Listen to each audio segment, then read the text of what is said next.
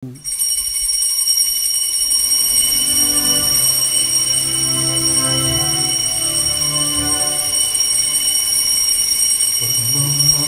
sa Panginoon ay simula ng karunungan.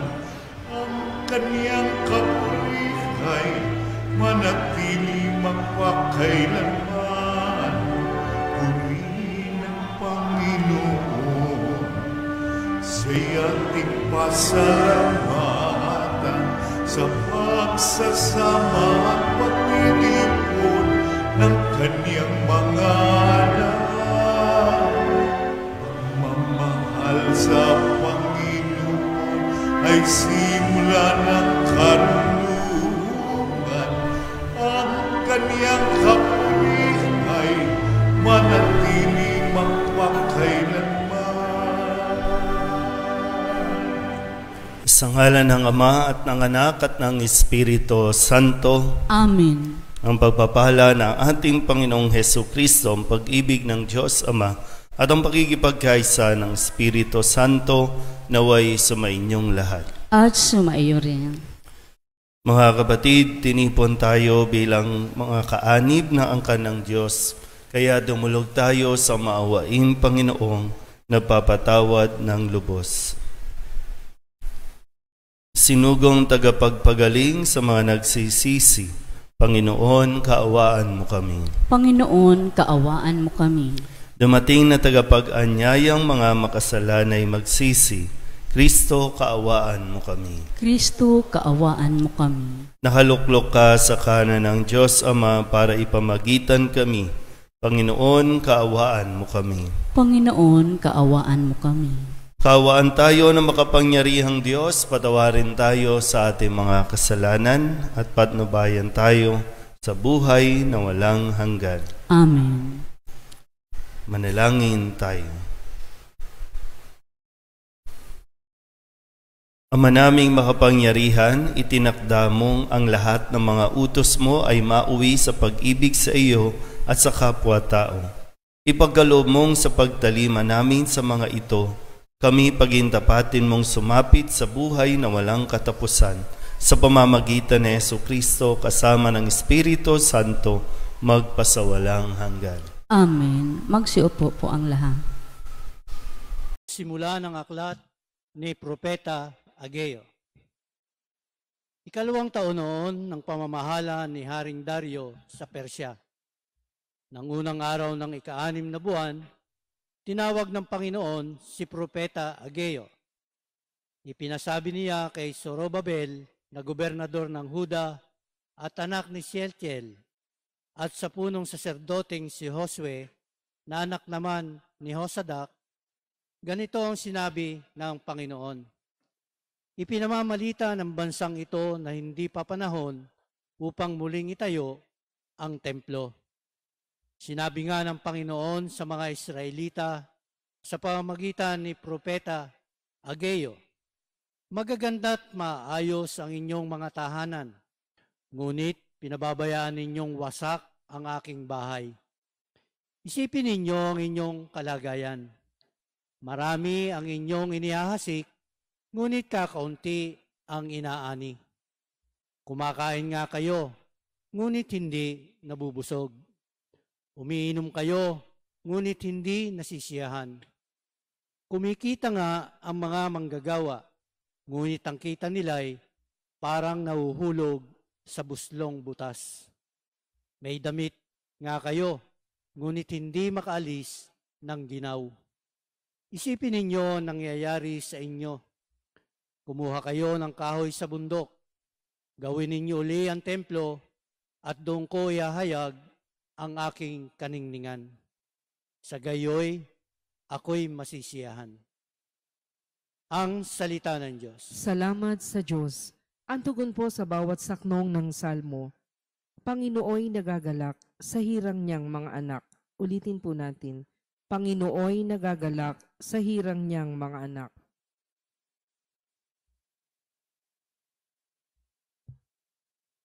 Ang Panginooy purihin.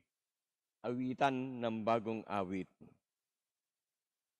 Purihin sa pagtitipon ng tapat sa pananalig. Magalak ka, O Israel, dahilan sa manlilikha. Dahilan sa iyong hari, ikaw Siyon ay matuwa. Panginooy nagagalak sa hirang niyang mga anak. Purihin sa pagsasayaw, purihin ang kanyang ngalan. Alpat tambol ay tugtugin, at siya ay papurihan. Panginooy nagagalak sa kanyang mga hirang. Sa nangpapakumbabay, tagumpay ang ibibigay. Panginooy nagagalak sa hirang niyang mga anak. Sa tagumpay na natamo, magalak ang mga hirang.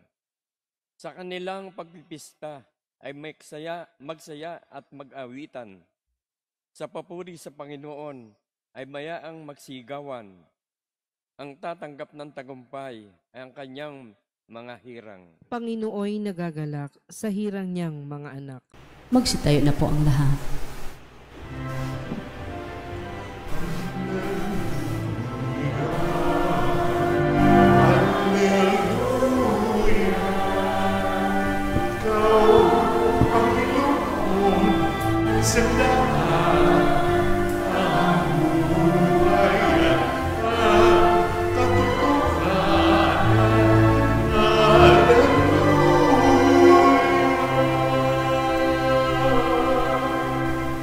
Sumainyo ang Panginoon. At sumaiyo rin.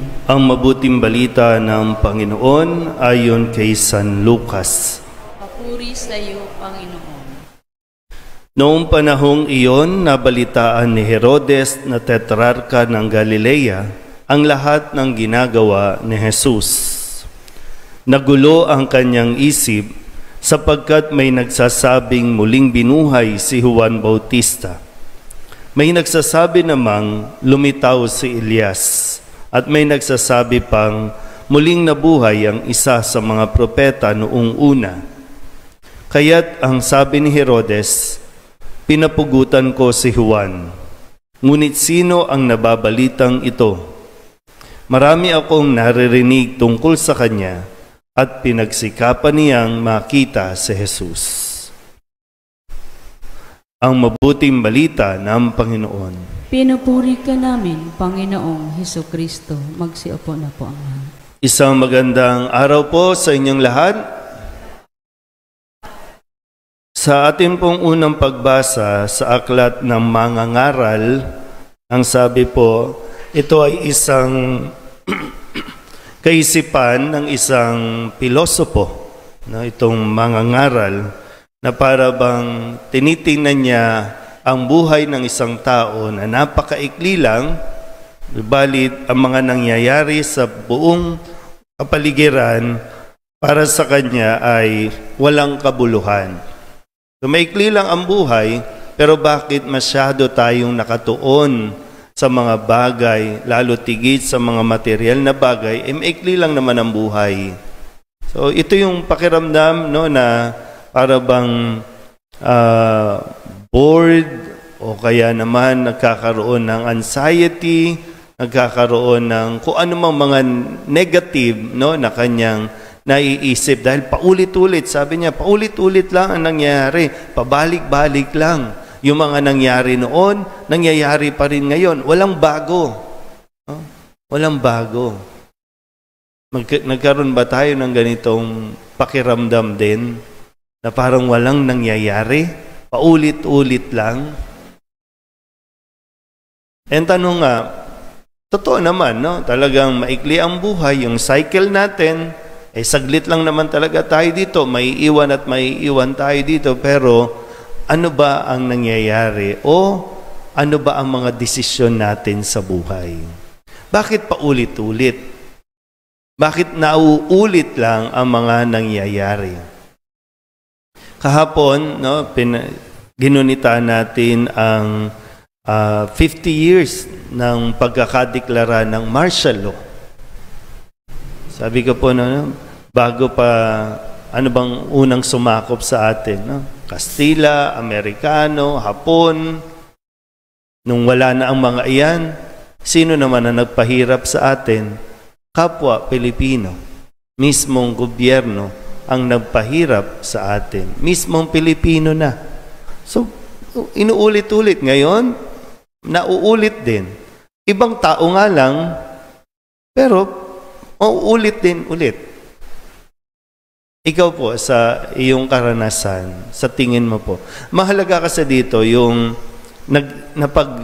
sabi nga, no, birhen ng solidad, yung mapagnilay.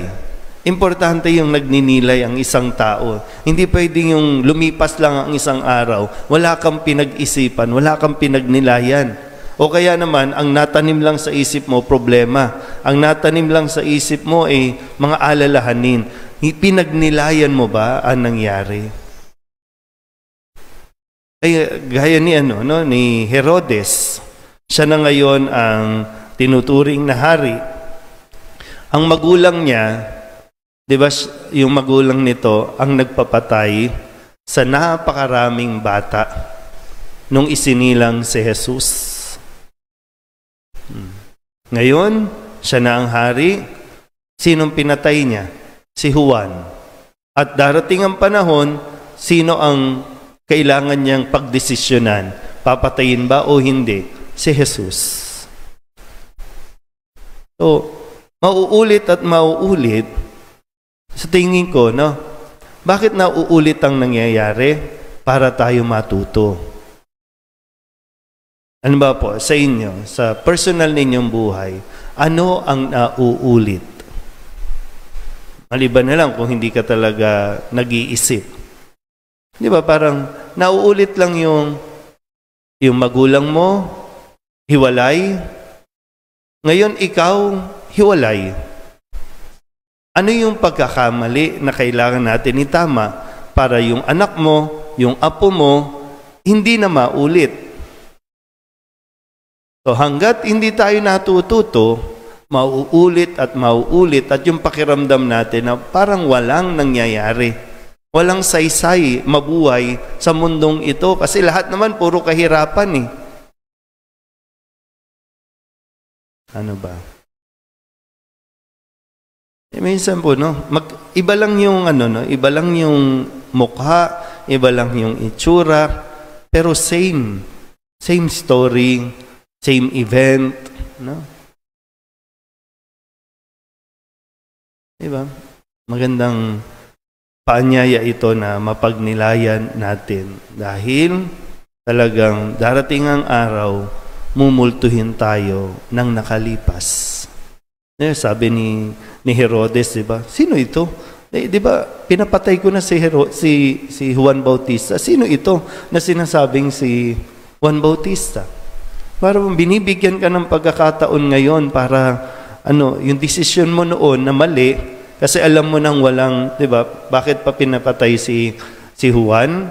Dahil lang sa bulong ni Herodias na pugutan ng ulo yan para walang hadlang sa relasyon natin. Kasi sinasabihan tayong masama yung relasyon natin eh. Pugutan mo ng ulo. Ngayon, anong desisyon ang gagawin niya? Uulitin ba yung maling desisyon o magkakaroon na ng pagbabago sa desisyon?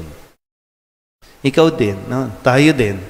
Nakita mo na ba yung pagkakamali na nakalipas? Uulitin mo ba ngayon? May pagkakataon pa tayo, no? Marami sa atin dito may edad na. No?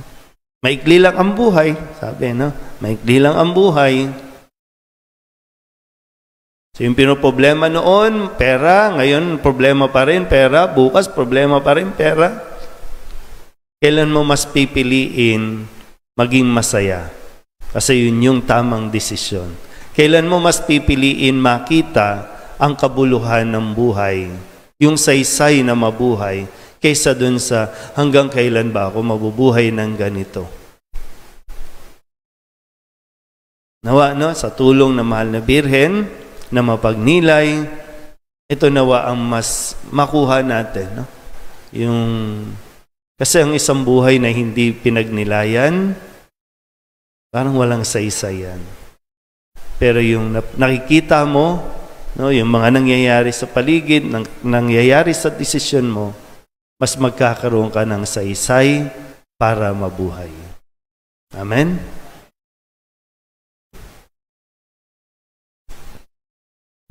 Magsitayo na po ang lahat. Alam natin na napakaraming kasamaan sa mundo sa pamamagitan ng kamatayan at muling pagkabuhay, nagapi ni Jesus ang kasamaan. Manalangin tayo sa Ama upang magwagi ang kabutihan. Ang ating pong itutugon, Panginoon, dinggin mo ang aming panalangin. Panginoon, dinggin mo ang aming panalangin.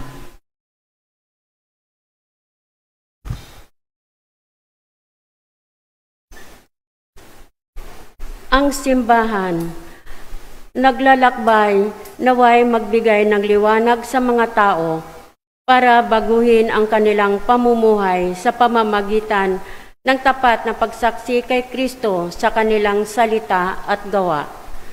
Manalangin tayo sa Panginoon. Panginoon, dinggin mo ang aming panalangin. Ang mga bansa naway isuko na walang saysay na pagkakaroon ng makapangyarihan at panirang gamit, pandigmaan at sa halip mamuhay sila ng sama-sama, mapayapa at nagkakasundo. Manalangin tayo sa Panginoon. Panginoon, dinggin mo ang aming panalangin. Ang mga inuusig dahil sa kanilang paniniwala, naway magtagumpay na makamit ang kanilang kalayaan. Manalangin tayo sa Panginoon. Panginoon, dinggin mo ang aming panalangin. Ang mga may sakit at may kapansanan, naway tumanggap ng kalinga ng pag-ibig ng Diyos mula sa mga nag-aaruga sa kanila. Manalangin tayo sa Panginoon. Panginoon, dinggin mo ang aming panalangin. Ang mga yumao, naway makalaya na sa mga kaguluhan ng mundong ito at magkamit ng walang hanggang kapayapaan. Manalangin tayo sa Panginoon. Panginoon, dinggin mo ang aming panalangin. Dulog din natin sa Panginoon ang ating mga personal na kahilingan at mga panalangin para sa ating mga pamilya. Ganun din ang mga kahilingan ng mga nanonood sa online. Lahat ng misang pasasalamat, espesyal na intensyon at mga kaluluwa na inihiling na ipagdasal sa misang ito.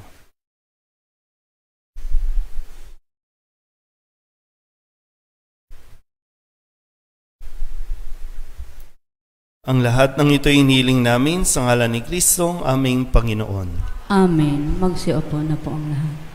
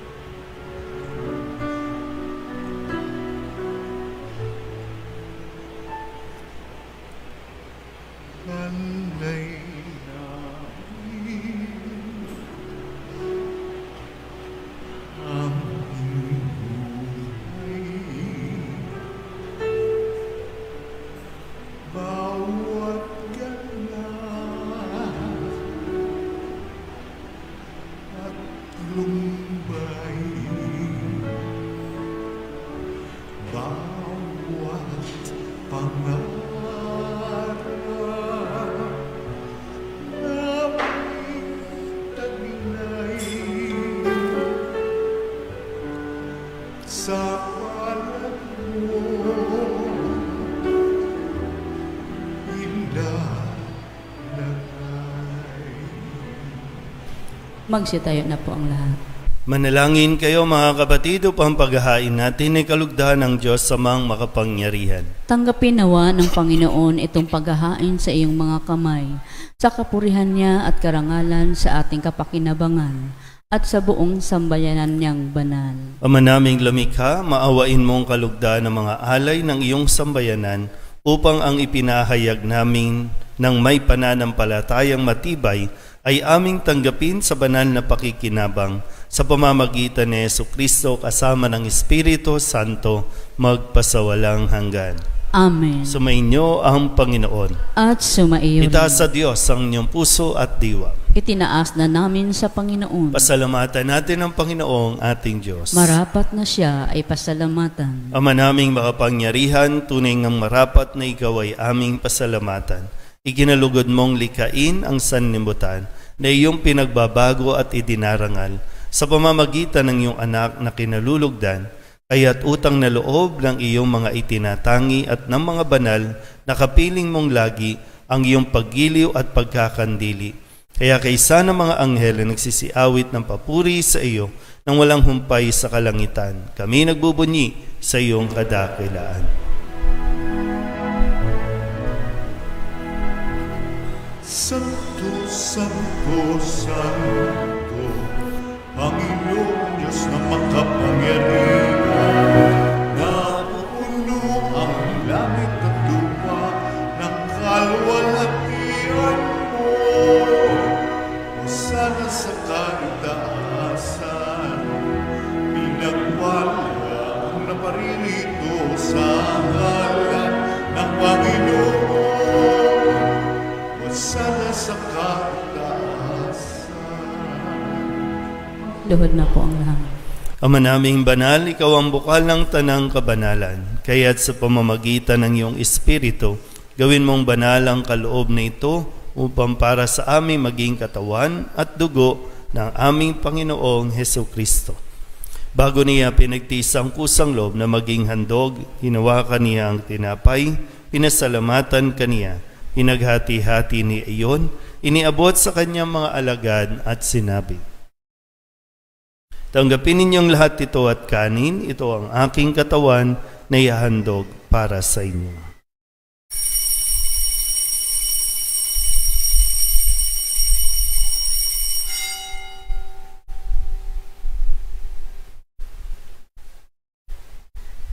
Gayun din naman nang matapos ang hapunan, inawakan niya ang kalis, muli kaniyang pinasalamatan.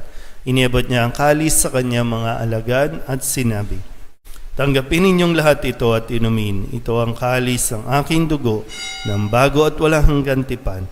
Ang aking dugo na ibubuhos para sa inyo at para sa lahat, sa pagpapatawad ng mga kasalanan. Gawin ninyo ito sa pag-alaala sa akin.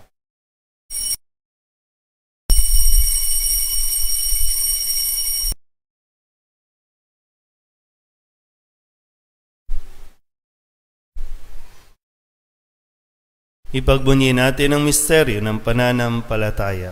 Si Kristo'y namatay, si Kristo'y nabuhay, si Kristo'y babalik sa wakas ng panahon.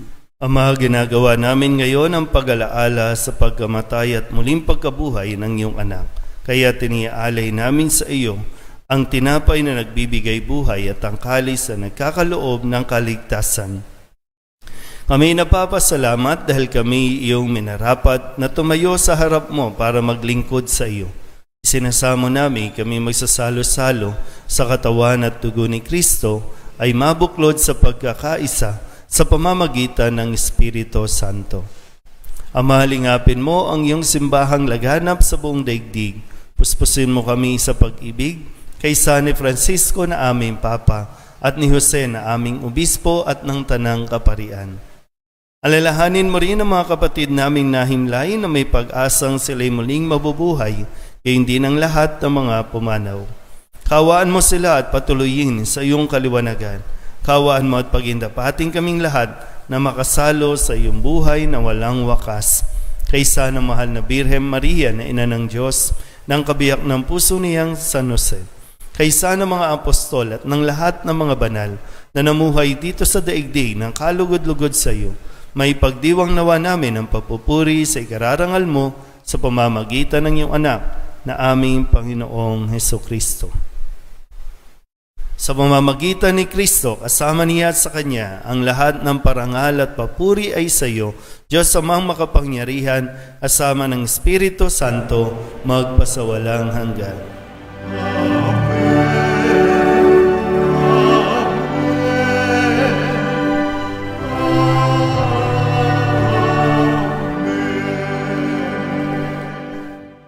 Buong kababaan loob tayong tumawag sa ating Panginoon ng Ama namin.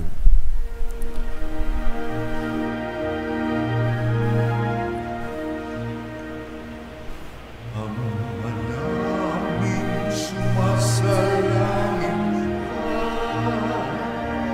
sambahin ang ngalan mo. Mapasa ng kaharian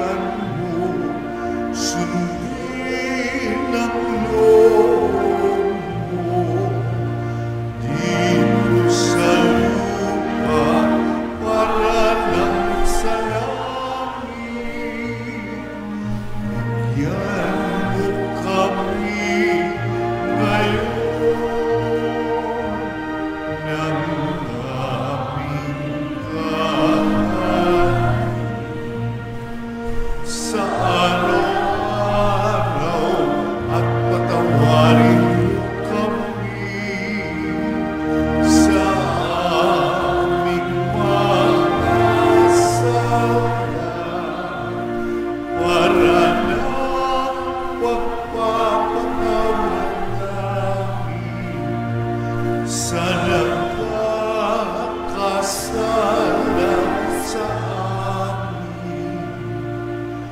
At huwag mo kami pahintulot sa puso at iadya mo kami sa lahat ng masama. Inihiling namin kami iadya sa lahat ng masama, pagkalooban ng kapayapaan araw-araw, iligtas sa kasalanan at ilayo sa lahat ng kapahamakan, samantalang aming pinananabikan ang dakilang araw ng pagpapahayag ng tagapagligtas naming si Hesu Kristo. Sapagkat iyo ang kaharian at ang kapangyarihan at ang kaburihan magpakailanman. Amin. Panginoong Hesu Kristo, sinabi mo sa iyong mga apostol, kapayapaan ang iniiwan ko sa inyo, ang aking kapayapaan ang binibigay ko sa inyo. Tunghayan mo ang aming pananampalataya at huwag ang aming mga pagkakasala. Pagkalooban mo kami ng kapayapaan at pagkakaisa ayon sa iyong kalooban, asama ng Espiritu Santo, magpasawalang hanggan. Amen. Ang kapayapaan ng Panginoon ay laging sumainyo. At sumaiyo rin. Magbigayan po tayo ng kapayapaan sa isa't isa. Kordero ng Diyos na nag-aalis ng mga kasalanan ng sanlibutan, maawa ka sa amin. Kordero ng Diyos na nag-aalis ng mga kasalanan ng sanlibutan, maawa ka sa amin. Kordero ng Diyos na nag-aalis ng mga kasalanan ng sanlibutan, ipagkaloob mo sa amin ang kapayapaan. Magsiluhod po ang lahat. Ito ang kordero ng Diyos. Ito nag-aalis ng kasalanan ng sanlibutan. Mapalad ang mga inanyayahan sa kanyang piging. Panginoon, hindi ako karapat-dapat na magpatuloy sa iyo, ngunit sa isang salita mo lamang ay gagaling na ako. Katawan ni Kristo. Amen.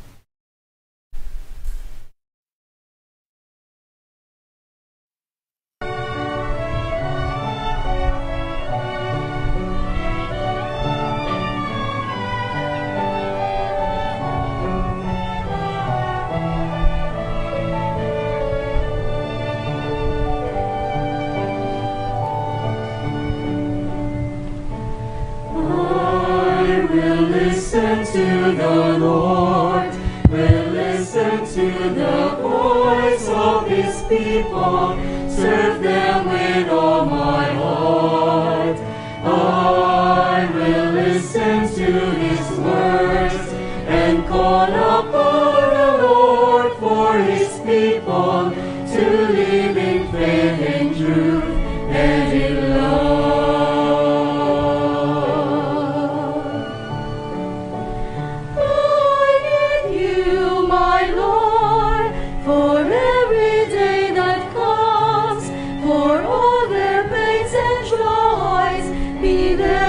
Understand, they may seek you, my Lord, and reach into your hands. May you comfort their sorrows and heal their wounded hearts. I will listen to the Lord, will listen to the voice of His people, serve them with all my heart.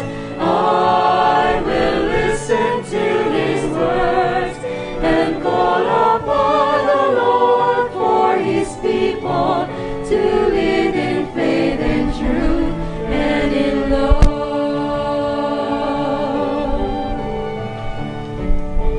I believe you, my Lord, show them your truth and love.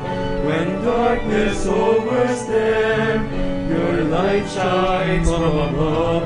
I will be there, my Lord, to lead at your command. Together at one table, feed them the bread of love. I will listen to the Lord, will listen to the voice of His people, serve them with all my heart.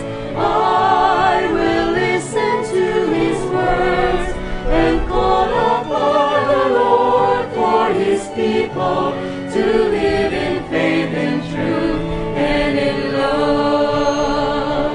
There are those who seek the lost and suffering, bind their wounds and bring them to your care.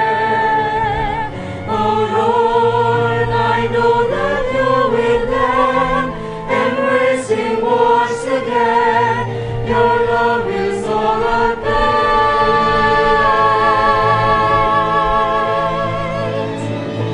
I will listen to the Lord, will listen to the voice of His people, serve them with all my heart. I will listen to His words and call upon the Lord for His people to live in faith and truth and in love.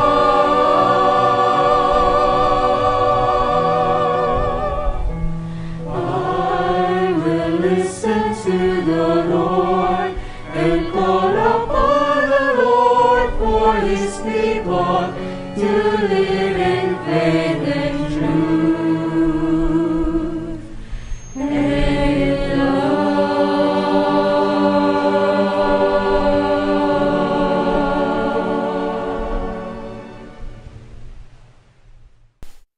Magsitayo na po ang lahat. Manalangin tayo. Ama naming mapagmahal, kaming pinapagsalo mo sa banal na pakikinabang, ay patuloy mong kaawaan at tulungan upang ang aming tinanggap ay sanawang umiral sa pamumuhay namin sa araw-araw bunga ng iyong pagtubos na aming ipinagdiriwang. Sa pamamagitan ni Jesucristo kasama ng Espiritu Santo magpasawalang hanggan. Amen. Gusto lang po namin batiin ng happy birthday si Angeline.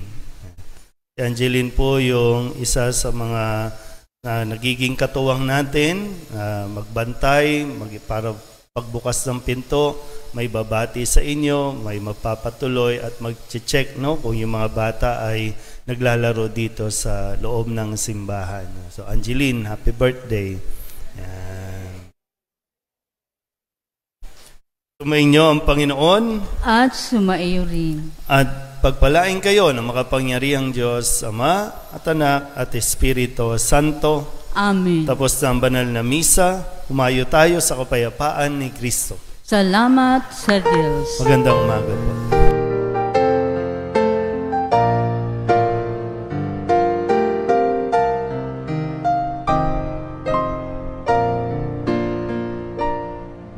Nuestro Padre Jesús Nazareno, sinasamba ka namin, pinipintuho ka namin, aral mo ang aming buhay at kaligtasan. Nuestro Padre Jesús Nazareno, iligtas mo kami sa kamatayan. Ang krus mong kinamatayan ay sagisag ng aming kaligtasan. Nuestro Padre Jesus Nazareno, dinarangal ka namin. Nuestro Padre Jesus Nazareno, minulwalhati ka namin. Nuestro Padre Jesus Nazareno, dinarangal ka namin. Nuestro Padre Jesus Nazareno,